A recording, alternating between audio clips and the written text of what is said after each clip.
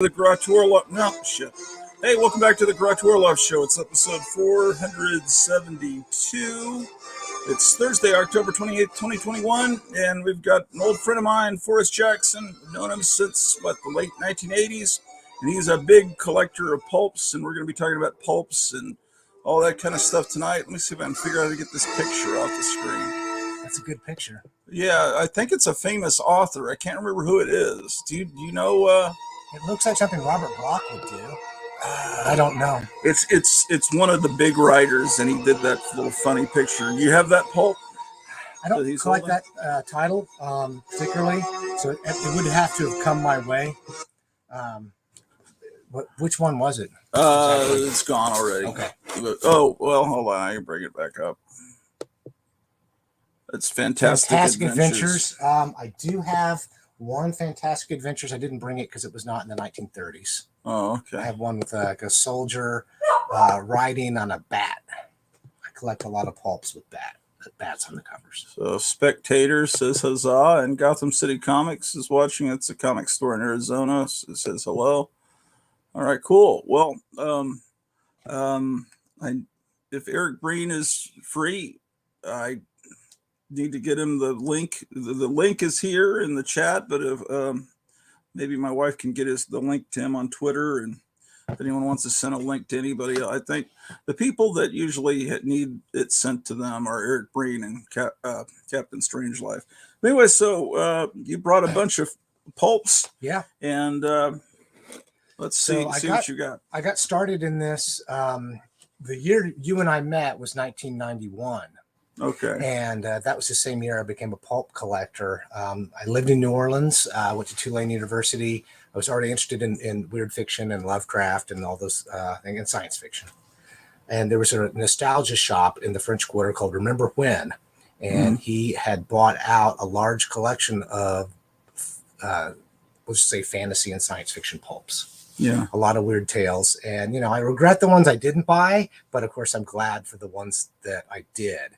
And some of them came from a famous surrealist, John Clarence Laughlin, one of the few American surrealists.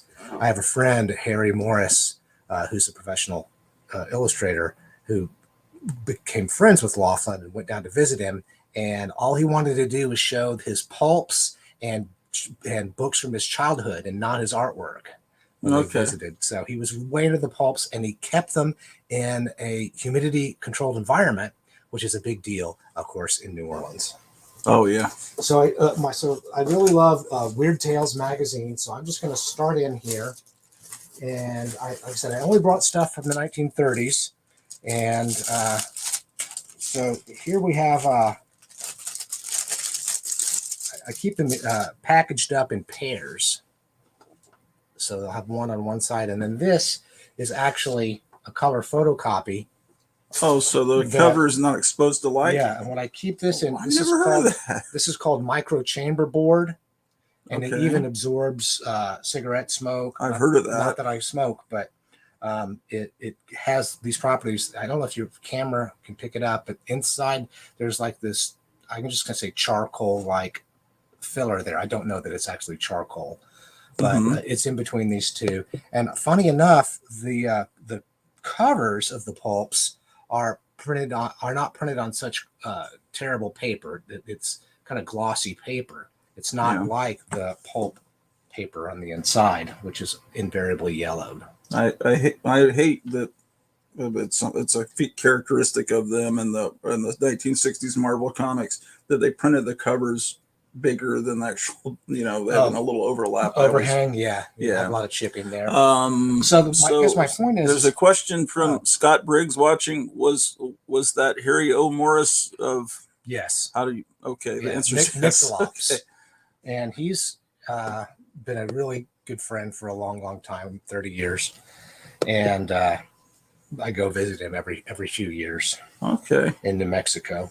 So, but the point I was making about the micro chamber board is that I don't know if your camera can see it, but along the top edge there, it's yellowed, and that's where it's exposed to air and essentially off-gassing from the pulp paper inside.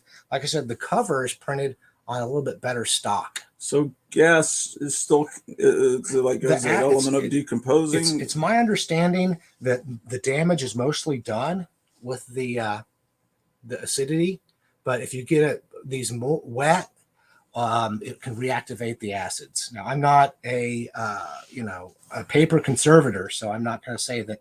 So you're saying every single thing that I'm saying is gospel, but it's my understanding. So you're saying after 90 years, they've stabilized to a large extent, unless you cause some. But look how white the inside of this cover is. Yeah, that's amazing. Yeah, so this was printed on better paper stock. The covers were.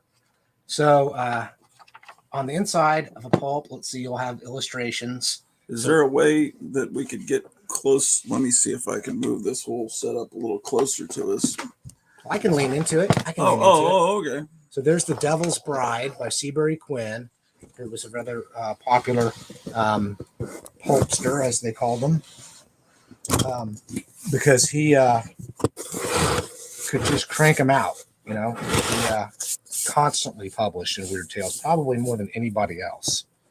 Whereas H.P. Lovecraft kind of needed to recharge his creative batteries. Seabury Quinn was a hack. Okay. So I'm just gonna kind of just shoot through these, and people can ask questions, or you can. All right.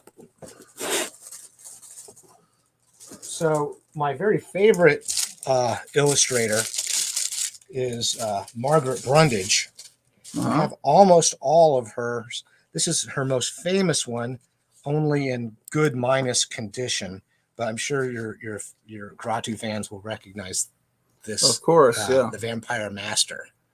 And so, as I mentioned, I collect pulps if they have bats on the cover, and I collect anything Margaret Brundage that I can get. And so this one, let's see, it had Robert E. Howard. You see, there's some stains. So this one's lower condition. This is like blood stains. I wish. Jack Williamson, Clark Ashton Smith, Frank Belknap Long. So a lot of, and then an H.P. Lovecraft reprint. Okay. So that's, like I said, that's you have any idea, or has anyone figured out how many copies might still be in existence of any one of these? As you know, the paper drives in World War II. I don't know if this is the right angle. Well, it's just I just wanted to catch all the pulps. I see. Well, okay. Well, you just hold it up higher and it'll be fine. So paper drives in World War II, people just chucked these out, and not many people saved them. Yeah. We're going to get to some other pulps because Weird Tales had a rather high literary content. People did save them, but there's some that are just considered real trash even at the time. Right. So this has a continuation of the Vampire Master and Robert E. Howard as well. So this is a Margaret Brundage illustration. Let me see the angle there. Yeah, the camera's up here. You want to get it as close as you can. It doesn't do good when it photographs us. We're kind of fuzzy, but if you get close to it, you get as close as you want. It actually looks pretty good when you put a book close to it. All right, so there's that one. And let's see, that's December 1933. 33 was a big year for Weird Tales, in my opinion. For everything, King Kong, and and everyone was trying to escape the Depression. Well, it was well underway. Now, I'm glad you mentioned that, because my favorite era of the pulps is the Depression, which you can just say runs from late 1929 through 1941. And so that's the 12 years I consider to be the real golden age of the pulps, even though they were popular in the 20s and even before. And what was the company that put out Weird Tales? Oh, man, sorry, I think it was called Rural Publishing at one point. They might have changed the name at some point. But a lot of the spice. Did you bring any spice? The spicy. I brought a couple of spicy things. A lot of the more amazing ones put out by Fiction House. There was a one called Popular Publications, and then there was Red Circle. What was the company? What was the pulp company that grew into the comic book company? Marvel. Fiction House. Maybe. Because they had a Planet Comics, and there was a Planet stories. I think it was the same Mhm. company. Well, we're going to get later on into the Some of them, Marvels, though. and I don't, I'm not an expert on every single aspect of this. I just love them. Right. Oh my God. So yeah, This is great. here's this is going on to, I think, 1937. So these are when you have the cardboard reproductions of the covers. Those are from your copy, right? Not Yes. just from the internet. Yeah. So this is a really nice condition. Children of the Bat. And I do want to zoom in on her. You get it up. Yeah, Just on her eyes, her rolling up eyes, and the bat there. You're going to definitely notice some themes as we move along here on these pulp covers. So this was a rather nice condition one. If the spine is this is not it, but if the spine is closer to a brick orange than a medium orange, then it's a better condition Weird Tales pulp. Okay, so you'd have to have a real good eye to know what the original colors were. They fade to yellow. Here is, I think, St. John illustrating a story by Robert E. Howard, and it's got a really great composition with everybody huddling around this treasure with a skeleton holding it. So St. John, he was really a master of illustration. So Lovecraft and Robert E. Howard met through correspondence. Yeah, they never met in person. Which one contacted the other one first? I don't remember. I mean, I've got several books. They're supposed to have all their correspondence. It's really fascinating. Oh, yeah. I love reading Lovecraft's letters. So here we also have early Robert Bloch, December 1936. Mm-hmm. Let's see what's going on there.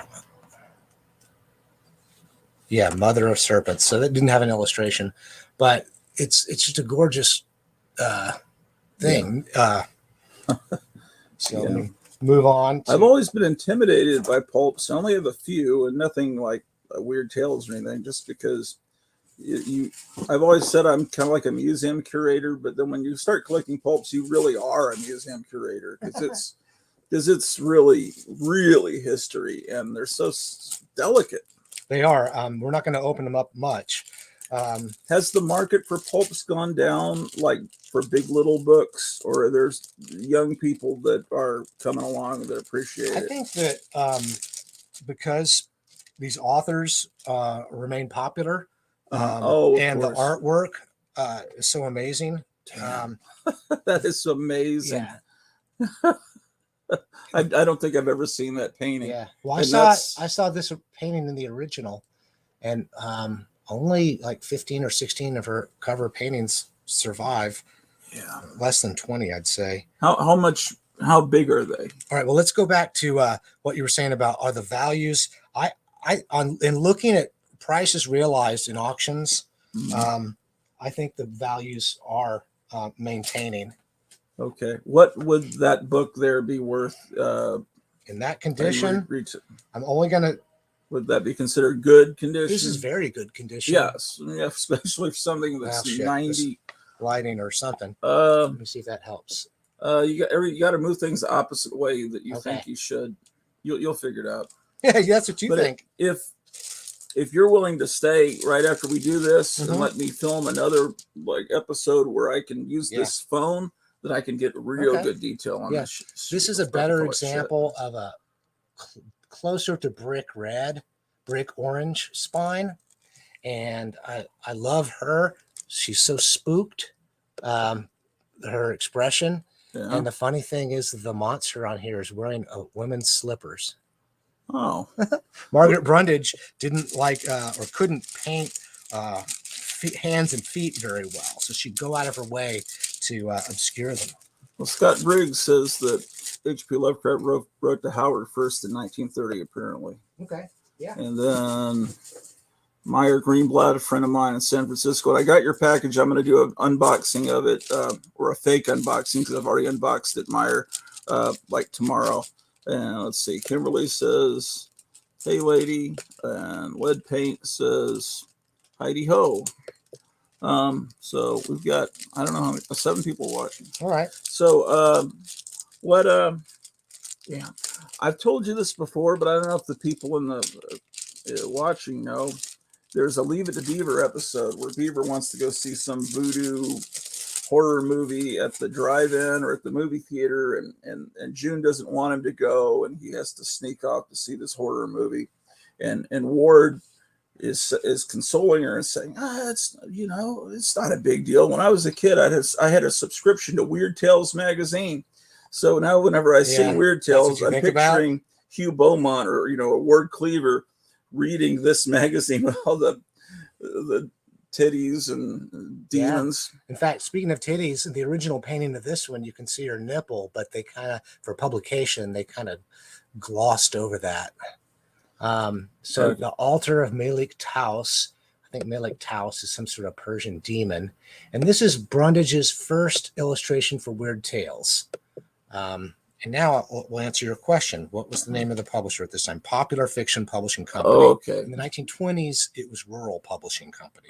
Hey, Jambo Comics, if you've got any pulps, if anyone's got any pulps, you're welcome to come on and show them off too. We could have a pulp party. I've got a couple, but nothing like this. It's always a pulp party when I'm around. But so here's another one that's pulps. Come Speaking of obscuring the nipples, that here the incense comes out of the censer there and makes a little path in the air to cover her up. Someone set their coffee cup down on it. Oh, did they? 90 years ago. Yeah. You had to see it at just the right angle that I was. Yeah, I see it right there. Yeah, that's amazing. The guy that did that is no longer alive. It could have been Laughlin, because if this looks to be like it could be his, he took notes. Really messy handwriting. So are a lot of these from that store? Yeah. A lot of these are like one buy that you got like at one time. At one years ago, it must have been, how long ago was it you sold me a big lot of Vampirellas? Was that less than 10 years ago? But then you also you sold me a bound set of the first. Yeah. I want to focus in on that handwriting. You just I gotta move these boxes. You guys don't realize this is not a professional show.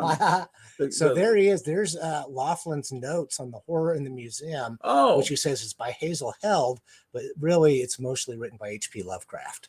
Okay, Laughlin is who again? He was a surrealist photographer. Okay, and that's this pulp belonged to him, and he took notes. But not a writer, but these. He published a book called Ghosts Along the Mississippi. That's what he's known for. So this book, the writing in it gives it more value. Definitely in this case, because I know for a fact that a famous person owned this pulp. Well, someone was trying to convince us in a workshop that we should write in our books, that it brings character to it and everything. And I was saying, I don't know if I want to write in my books, but then, I kind of see their point too. And they were talking about these books in the library of Bruce Lee that he had written careful notes in these books about martial arts. And it's like, imagine that book wouldn't have that much value if he hadn't written in it. Yeah. But that's 1 in a billion people is somebody like Bruce Lee. Yeah. Yeah. But if you, I don't think Gratu Orloff is going to. Well, I don't really recommend writing in them, but if you have a book that you're using for research, you can make notes in it. As you can see, Laughlin did it in pencil. Right. Yeah. This is just beautiful. This Weird Tales. Man, I'm jealous just of those color copies that you're showing there. The Living Buddhist, and she's wow. So I'm wondering when you're going to catch on to the theme that's going on through a lot of these. But I just slavery? No, not precisely. But there's a lot of bondage and racy content for Margaret Brundage. And Farnsworth Wright had torture type covers before his hiring Margaret Brundage, so I think he might have been a freak. Also, I guess the main thing was selling magazines. Right.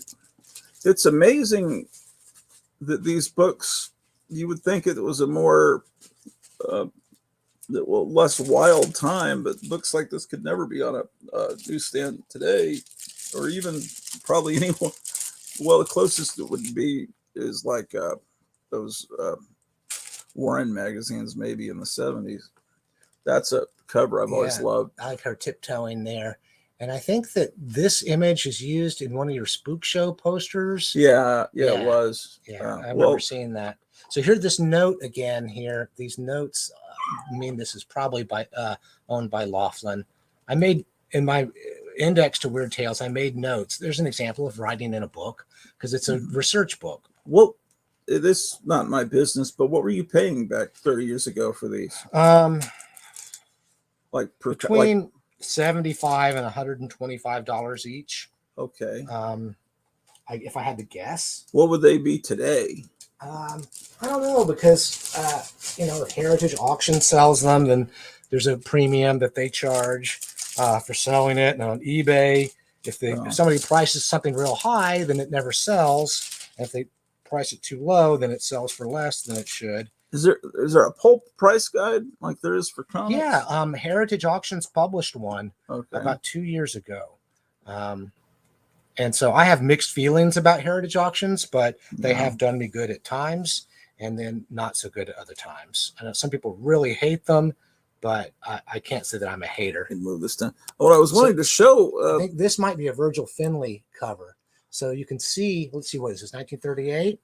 See, things are taming. Things are getting tamer. Looks like Alfred Hitchcock there. The guy there's Joe Biden and Alfred Hitchcock and. Yeah, I never noticed that. So he's copying Brundage to some extent. What I'm noticing is how trimmed the pages are. If you hold it up, it looks like almost like 100-page giant. Or no, I mean to show show the top. Yeah, the pages. I'm used to seeing the pulps where it's all they're raggedy and overhang on the bottom. Well, yeah, but that's kind of, I'm used to that, seeing the old Marvel comics, but I'm used to seeing like different companies were probably printed differently. Oh yeah. No, actually, I brought only pulp-sized magazines for the show tonight now, because there's bedsheet size, there's digest size. What do you mean bedsheet size? Bedsheet size is a larger format pulp, like the first year of Amazing Stories in the 1926. It was a larger format. The idea was that on the newsstand, it would be, the title would be standing higher than the other pulp magazines. Here is perhaps my best condition Weird Tales pulp. And that's years ago you gave me a color copy of this, and I've got it framed over there near the bathroom. You can see like there's almost like a waxy sheen. I hate this opposite stuff. I know. This Dr. Satan was a character that was not much loved by the Weird Tales readers, but the publisher was trying to compete with the Weird Menace genre. So like I said, there's that, and maybe you can see the darker orange on the spine. Well, we got Night Tiger watching, and he's a big Golden Age comic collector. I don't know if he's gotten down the rabbit hole of pulps yet. Let us know if you have Night Tiger. You're welcome to pop on and show show stuff if you want. I know you're gathering stuff together for your Halloween show Sunday. But you're welcome. Anyone, I've got the link somewhere at the beginning of this chat if you want to. So that's the first box. Yeah, that's Weird Tales. Now, Weird Tales had a couple of spin-off publications, and I think the first of them was Oriental Stories. Okay. 1930. So here's Oriental Stories #1, and that's a very interesting cover. It's kind of Art Deco, I guess you'd say. It is 1930. And so let's see what's on the inside here. Some foxing, some stains. Wait, show me the foxing. Yeah, this discoloration. Well, is that a stain of liquid? No, I think it's just the acids. Maybe something was pushed up against it. It doesn't look like water damage to me. There's a fold there that I'm not going to test any further. Oh, there's the foxing on the front. Yeah. So this one does have Robert E. Howard. So sometimes these will be collectible for the authors, sometimes for the artwork. I got into collecting first issues I don't remember if you remember that at those collector shows back in the early part of the 1990s, there was a guy by the last name of Gold. He sold pulps, and I think that was his last name. Scott Briggs is saying you might want to try to get on at some point Will Murray on your show. He's a total pulp and HPL expert. He's a real expert. Doc Savage. Have you met him? I don't think I've met him, but I've read a lot of the books he's edited. So yeah, you know what? I think I did meet him in 1993, but I'm not going to bet money on that. Okay, here's the good girl and Julie the mustache. So here's an early Brundage painting for Magic Carpet when Oriental Stories wasn't selling very well because it was a niche publication. They changed the name to Magic Carpet. So this is Magic Carpet #1. I've never heard of this one. It's volume 3, #1, because they just continued. They got 2 volumes of Oriental Stories out. This has Hugh B. Cave and Eoff and Price and Margaret Brundage. Were these mostly monthly, or do they come out every 2 months? Or this one says January, so it must have been monthly. I see. What I guess I don't know if some people realize is this was basically the paperback books of that era, because they didn't have actual, paperback books the way we think about at that time in 1930. And so if you got a book, if you got a pulp like Doc Savage or The Shadow, the pulp could be reproduced today in a paperback, and it fills a whole book. They're all book length, in other words. I brought a couple of paperbacks to talk about later. Worlds of Weird. Yeah, but we'll get into that a little bit later. So then Weird Tales had some competition, and primary among them was Strange Tales magazine, which evolved into the Strange Tales with Captain America. I don't think so. Well, I mean, not the same numbering. Was this not Marvel? No, this is long before that. Okay, so Marvel timely just stole that name. Yeah, This is September 1931. Okay. There's another Strange Stories over here we'll get to later, but this was the big competition for Weird Tales. It has the overhang on the top and on the sides. We should be showing the ads on the back too. Well, yeah. I mean, so it's got some discoloration. What the hell did I just do? Oh my God. How do I stop this? Damn it. Okay, never mind. And they always had ads for, do you have a rupture? Because I think this might have been before you could do hernia surgeries. Yeah, I always see that for... and the tires and how to rebuild tires, correct your nose. You had things you could wear to do that. And so these are all World War I veterans that probably are reading this stuff, and teenagers maybe. Yeah. So let's see who's here in Strange Tales #1. We have Ray Cummings, who's a science fiction author, Arthur J. Burks, Clark Ashton Smith, Return of the Sorcerer, and I thought this had August Derleth in it as well, but maybe not. So I'll have another one. Now, there's fewer of these out there. I don't know if they printed fewer of them. I know Clayton Publications was only around for 2 or 3 years. But not as many people saved these as Weird Tales. And then they did have high print runs. I think they had print runs in like the 100,000 and more because they were sold on newsstands throughout the country. And here is a cruddy condition one. I normally don't buy pulps that have Scotch tape or cellophane tape. Right. But somebody taped that over. And I must have gotten a good deal on this one. At $5 or something. Otherwise, I wouldn't have bought it because it's just kind of rough. Yeah. I tape all in here. Hugh B. Cave, August Derleth, Robert E. Howard, Clark Ashton Smith. So Weird Tales authors were tempted to go over to Strange Tales that had higher paying rates. And H.P. Lovecraft never was able to publish in Strange Tales because he didn't have enough action and adventure in his stories. Well, Night Tiger's asking, how much did you acquire the Strange Tales for? He's probably talking about the first one you showed. I don't remember because it's been over 25 years ago. And here's a different one, Strange Stories. And there's a question. I assume these pretty much originate out of New York, like comics, etc. Later. Weird Tales was published out of Chicago originally, Oh yeah. and then did move offices to New York. So Chicago was a player. Okay. So here's a different one called Strange Stories. So this is also competition for Weird Tales later in the 1930s.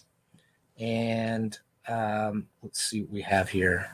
So, it's rough. Things, it's hard to find these in great condition, but I'm very happy to say that I went to a convention and Robert Bloch autographed this pulp for me. Where?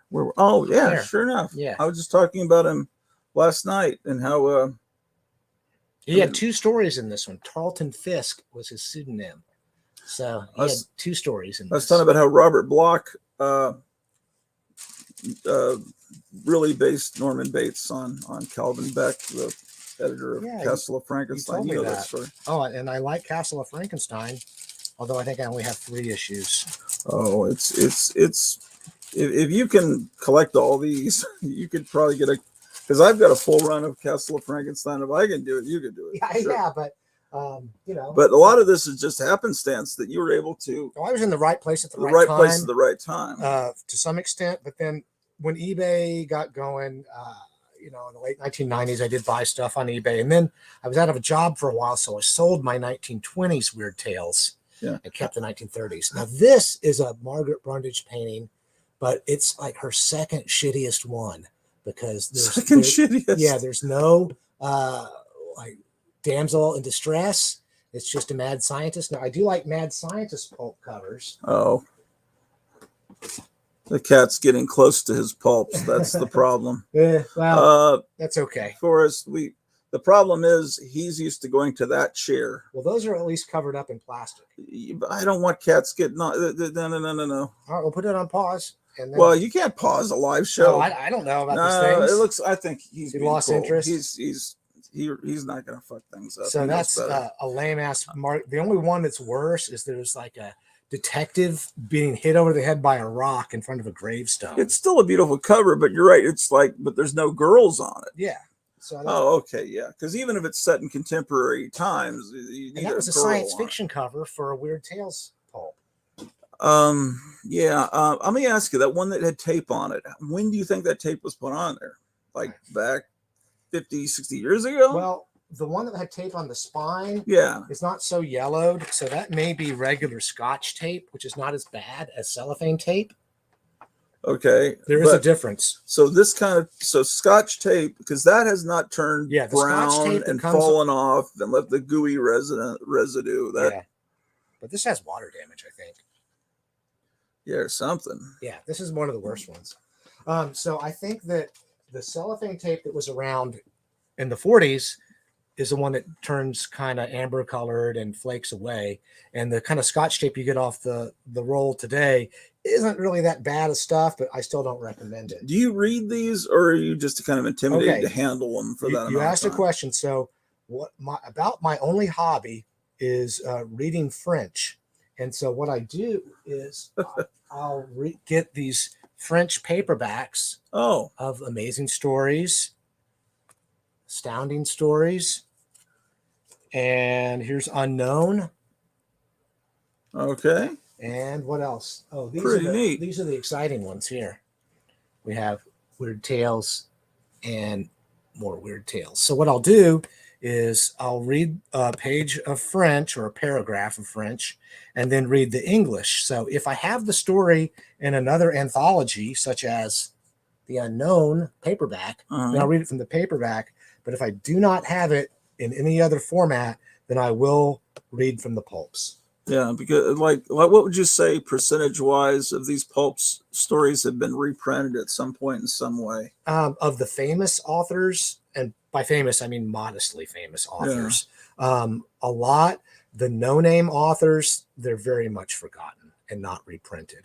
But if you were a regular pulp author and had made a little bit of a name for yourself, then there's a good chance that Arkham House or some other anthology would reprint the stories. And didn't the Magazine of Horror reprint a lot? I think that was the title. You know what excited me for a while? I guess it was the 90s or early 2000s. There was a company called Adventure House, and they were reprinting whole pulps. And I was buying those whenever I could find them. I think not many stores care. Are they still putting out a magazine called High Adventure? I think so. They would reprint the stories with the original illustrations, and it was all these the real spicy stuff and the evil. Speaking of spicy, evil villains and all. It was so we can transition here to one of the things I brought, which is a spicy detective. Didn't some of these have little bits of comic art, like several pages of panel art in some of these spicy books? Like, yeah, I think they did. Maybe a little bit later in the run. This is issue number 1, and they had racy. Let me move it down so people can't see. Racy scenes. So the covers were more scandalous, and the illustrations were more scandalous than the content usually. And let's see what the masthead looks like. Spicy detective. So Lead Paint's asking how much of ghost material is in the public domain. A lot. But he meant that material, not ghost material. He must have been using like voice to text. Yeah.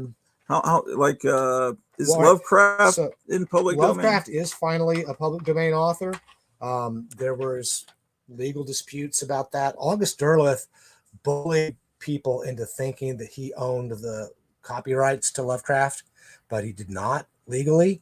But nobody faults him for it, because without him, Lovecraft would likely have been forgotten. Was he the guy doing Robert E. Howard too? Yeah. Was he the guy? Weren't there several people finishing Howard's stories for him?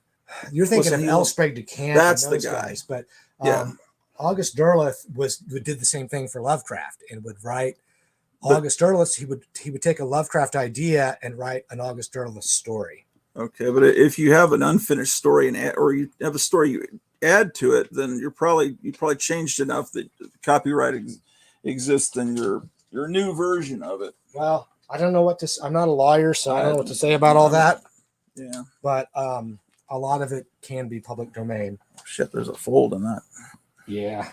Well, it's not even a great condition copy. But here we have Horror Stories number 1, and what do you know? It's got a bat on the cover.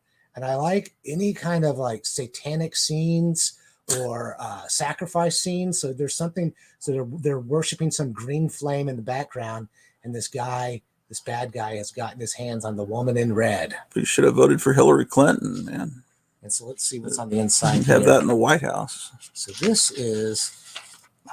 Shit! I thought a page came out. No, this is an ad from some sort of, not an ad, but a catalog. I'm afraid we're going to cause Night Tiger to start collecting pulps. That's all he needs. So let's see what Horror Stories has a very plain masthead. Look at that. It says, what love about early 1940s and later publications. It feels like exploring the unknown. I guess he's saying he knows all the comics from 1940 on. And this is like unexplored territory. That's really where the comics came from. So of course it's fascinating. I do view them as very different animals, but it's the same prurient interest. It's the same. It's just the older brothers of the kids that read the first comics were the ones who get that unfolded. It's driving me crazy, man. Sometimes though, if you then it falls off. If you fold it back too many times, then that's an overhang. Yeah. Oh shit! But I don't want you to be nervous. No, that's okay. I mean, it's not my book. It's just I just don't like it going back in the bag with a little fold. I hear you. My obsessive compulsion. So these bags, the better ones are made of something called Mylar D. Mylar D. Yeah, and that's I guess propylene, something like propylene, and it is inert. All right, so next we're going to move on to the Weird Menace.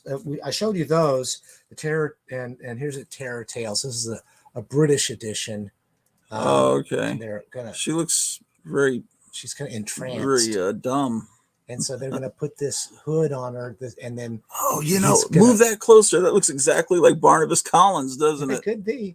And there's some I haven't taken this one out of the plastic, so you might get some glare. So they're gonna seal it shut with this hot bolt. Man, the other guy looks like Barack Obama. Barack Obama and Barnabas Collins torturing a very. So then we're going to move over to Dime Mystery, which is the ones that started the Weird Menace pulps, which is really kind of based on the plots are somewhat more based on the old Gothic novels of the 1790s and the early decades of the 19th century, where, like say, Mrs. Radcliffe's plots, by the end of it, the supernatural would be explained away. And so most of the time, that. That's like Scooby-Doo. I love Scooby-Doo, but it's like, why couldn't the monsters ever have been real in like one episode? In some cases of Weird Menace, they did have real supernatural content, but a lot of times it was just like Scooby-Doo, the air. I don't like that. I agree. So these are more famous for their covers, and this is the first Weird Menace pulp, Dime Mystery Magazine. The covers got better. What were these painted with? What medium? Well, I know that Mrs. Brundage used oil pastel crayon. This is probably an oil painting. God, I can't paint in oil because you have to be so patient and let it dry or everything turns gray. So I paint in acrylic, but acrylic couldn't have existed because didn't plastic get invented during World War II? Well, there were plastics before then, but they were popular. So more popular. This is October 1933. Walter M. Baumhofer. Am I correct that acrylic paint is basically plastic? Yeah. Okay. Yeah, I think that. So I assume that's after World War II that came in. Yeah, and so this one is 1933. Yeah, because there's just a look to the paintings, and it's like, but whatever it is that Norman Saunders painted in, because he kept that pulp look throughout his whole career up into the 70s. And we'll get to him. I have something by him. I have wacky packages I could show that were painted by a pulp artist, but I don't think that counts. So this 1938 here is on the plastic, not on the pulp. So as the more prurient, to use your word, the better for Dime Mystery Magazine. Yeah. I love this one because it's got a story called The Playground of the Tiny Killers. So which is about children on a playground that like go on a killing spree, I think. So the men's adventure magazines of the 50s, 60s, early 70s just came right out of this. Definitely. More of a evolution from that than comic books. They were aimed at 60, 70-year-old men that read this stuff when they were 14. Probably. Yeah. So here's a real sad situation. A beautiful cover. Like I said, it's got a satanic scene with a Baphomet in the back. But sadly, somebody wrote on it here, 37 years old on the smoke coming No, it says 34 years 34 old. years old. On the smoke coming off. So what year would that be? When was that written? This came out, I'm going to say 1935. Let's see if I'm right. And so some fool wrote that in ballpoint. They wrote it 37. It was some hippie smoking pot in 1969 that wrote that. And so I hate that person. But and I kind of got ripped off on this one because I bought it out of one of those catalogs and didn't see the pictures because it was before eBay. The good thing, I mean, I don't like eBay, but it is a useful tool sometimes. Yeah. All right, so I'm going to move along.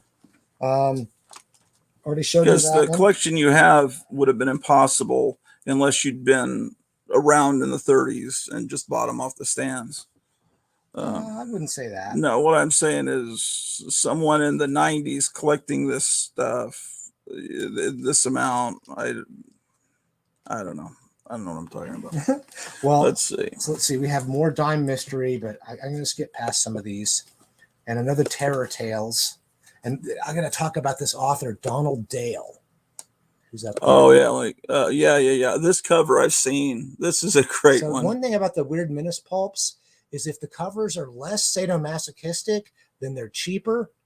So I like Mad Scientist covers. So, what is Dr. Fauci doing there? He's turning women into mermaids. Is that what he's doing? Let me tell you about. Bring it in closer, man. Because hold on, let me get the comments off. Um, so there's several mermaids, and then how is he test creating tubes. them? Well, he's got Igor to help. You Right. can ask him. Test tube Frankenstein. Did you read this story? I've read Donald Dale, because this is actually a woman writing under a man's pseudonym from Texas, and she wrote some of the more grisly weird menace writing, and sometimes had supernatural. Is it can you get books of Donald Dale? There is. Turatara Press, I think. Tora Press? No, Turatara, which is a type of reptile from How much New does it Zealand. cost to get those books? $16, $18, $20. Okay. All right, so let's go to a more obscure one. Ace High Detective Magazine.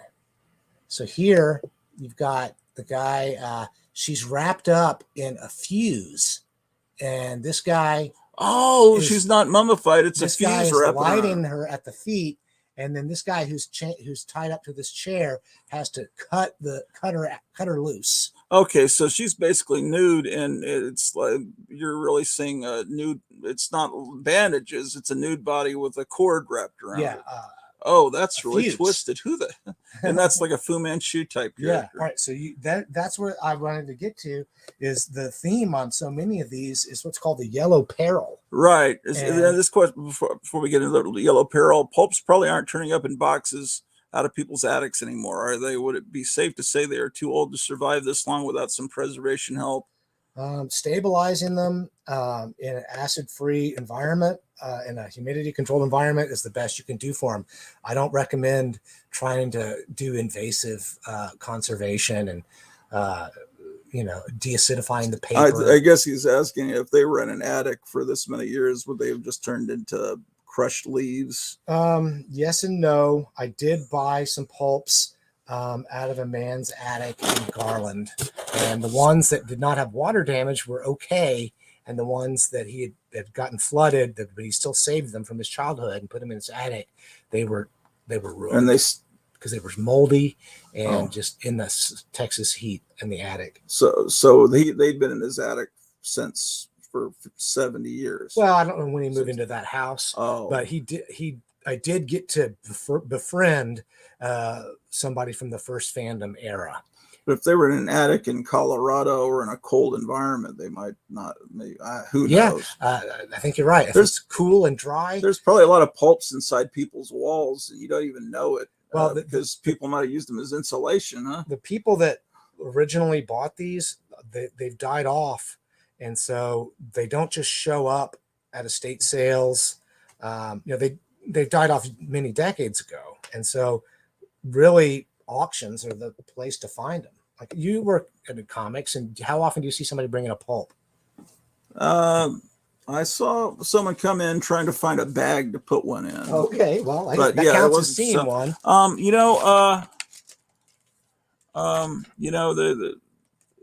This movie that just recently came out, Shang-Chi, in the comics, his father was Fu Manchu in the Marvel comic in the early 70s, but they had to change that because I guess Fu Manchu is considered too bad to show now, even though the hero was Asian. So if the hero's Asian, it seems like it's okay to show an evil person of the same race. Well, here's a non-yellow peril cover with a very yellow cover. One of the boringest covers, Famous Fantastic Mysteries #1, 1939.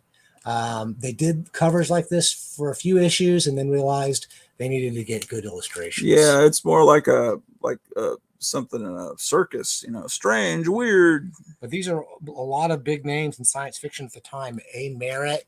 Yeah. Manly Wade Wellman was just starting out. Ray Cummings. But these are reprints. Famous Fantastic Mysteries did reprints from earlier pulps. So they're not considered, even sometimes they have great covers, not this one. They're not as valuable as, say, for instance, an original science fiction magazine. Do you have the first Conan, Robert E. Howard, Weird Tales? I don't. Was that out of your price range? 1932. Well, if I come across it and I like the price, I'll buy it. This is At the Mountains of Madness, Lovecraft, Part 1. And so, it's sort of a science fiction story. So he got it published in Astounding. Yeah. And so here, what I love in the science fiction pulps is all the gadgetry. Oh, yeah. I'm much more of a weird fiction and supernatural fiction fan than I am science fiction, but I do love science fiction. But the artists that worked in comic books, when we were kids and before we were born, were reading these pulps when they were kids. So this is where it all came from. They soaked up their influence from that. Yeah. So this one's kind of rough condition, just good condition. And I hope to upgrade this someday, but whatever.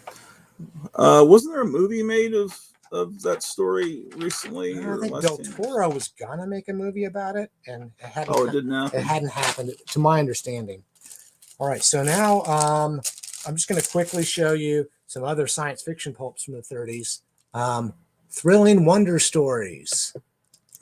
And it's got these great guys. Now, I think that this might be a little bit of a riff off of King Kong, because wasn't King Kong showed on a stage? Yeah, it's very similar. That's where they're getting their idea for this one. And this is what, August 1940, I see there on the spine. Yeah, okay. So that's 7 years later. So that's in everyone's consciousness. Yeah. Here we have Sigmund Freud would have liked this cover, but I like Margaret Brundage better. I love that cover. I mean, it's basically, that's like a Buck Rogers, Flash Gordon spaceship, and it's a new. And it has a reprint of A Martian Odyssey. Wow. Yeah, that's the new Noah's Ark was. I think that was done multiple times in different. Thrilling wonder stories. Wow. I don't have a whole lot of those. Now this is really Marvel that you're about to show. Yeah, let me show you just one quick one. Okay. Future Fiction #1. I don't really know a lot about this pulp, Future Fiction #1. Let me see I haven't read it, but it had a good cover. And I liked the dude who I bought it from at a book show. His name was Trey Anderson, and he was really a great guy. I hope he's still out there. Shout out to Trey Anderson. Cool. He had real enthusiasm for this stuff. All right, so now I saved this for last because I know it goes into more of your interest of the comics, and that is Marvel science stories. So here we have a menacing science fiction cover, and it's my understanding that the content of Marvel science stories would have a little bit more adult content, like a little bit racier.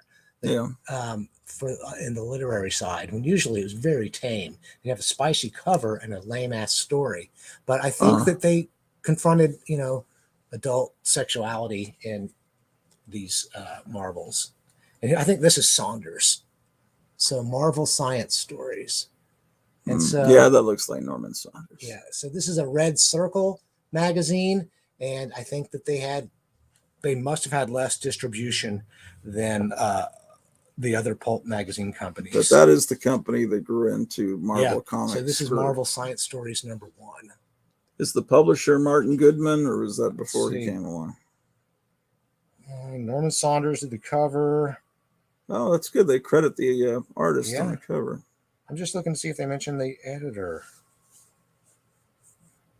I was thinking the publisher.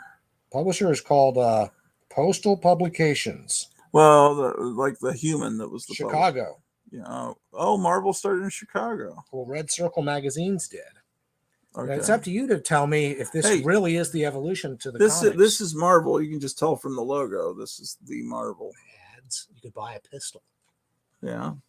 Before Oswald got gunned down, you could just buy stuff like pistols out of magazines. But after that, what magazine was he supposed to have bought that rifle I'm not from? sure, but it was after that. Then they made the Gun Act of 1968 to make it harder for people to buy guns.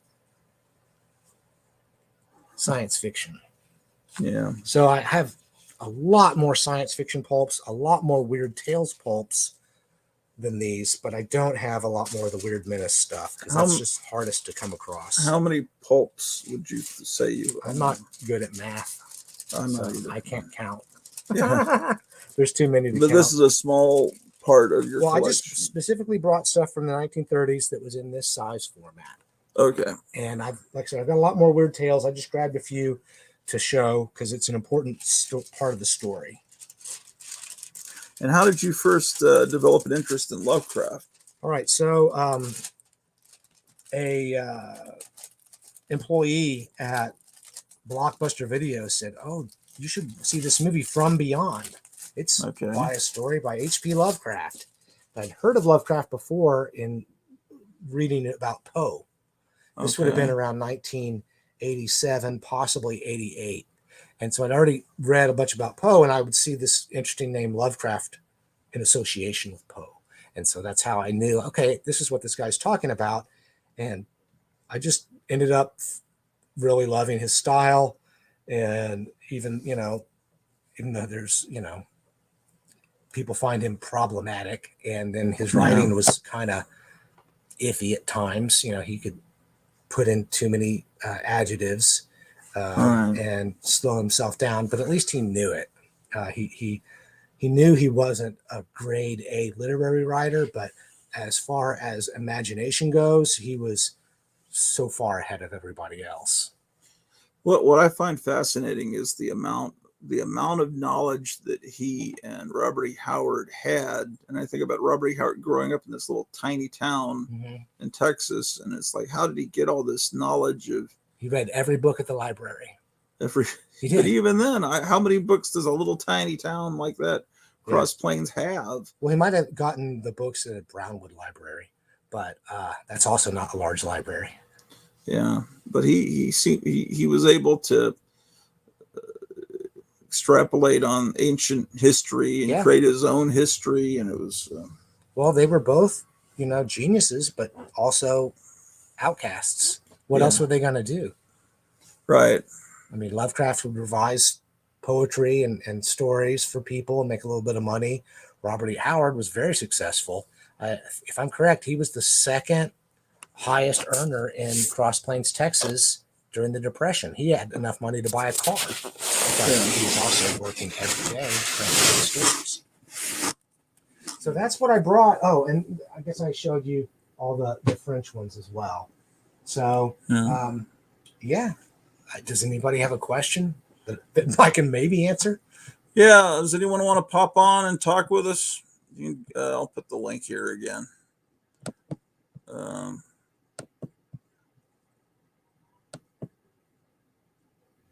I've not been to any pulp magazine specific conventions, and so I'm looking forward to doing that someday. Pulp Con or the Windy City. And so someday I'm going to do it, but I guess not yet. I've been to plenty of science fiction and horror fiction conventions, mostly in the 90s.